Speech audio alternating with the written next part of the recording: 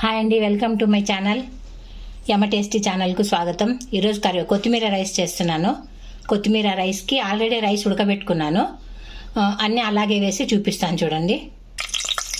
టేస్టీకి జీడిపప్పు వేసుకున్నాను, అంటే పిల్లలు ఇష్టంగా తింటారు కదా అని. ఇవి అయిన తర్వాత పక్కకు తీసేసుకోవాలి. తర్వాత పోపు దినుసులు వేసుకున్నాను. శనగబ్యాళ్ళు, ఉద్దిబ్యాళ్ళు, ఆవాలు, జీలకర్ర,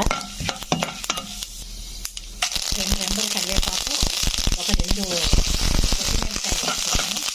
అవి వేగిన తర్వాత కొత్తిమీర పేస్ట్ వేసుకున్నాను. కొత్తిమీర పేస్ట్, కొద్దిగా పసుపు వేసుకున్నాను. కొత్తిమీరలోకి కొంచెం ఒక కప్పుడు కొత్తిమీర కడిగి తీసుకోవాలా. అట్లా ఒక 2 పచ్చిమిరపకాయలు, కొద్దిగా అల్లం ముక్క, ఒక 4 తెల్లవాయలు. పచ్చివాసన పోయే వరకు బాగా ఫ్రై చేసుకోవాలి. కొత్తిమీర పచ్చివాసన పోయే వరకు. కరివేపాకు మాత్రం బాగా 2 రెండలు వేసానండి. పిల్లలు తింటే కూడా మంచిగా కరివేపాకు.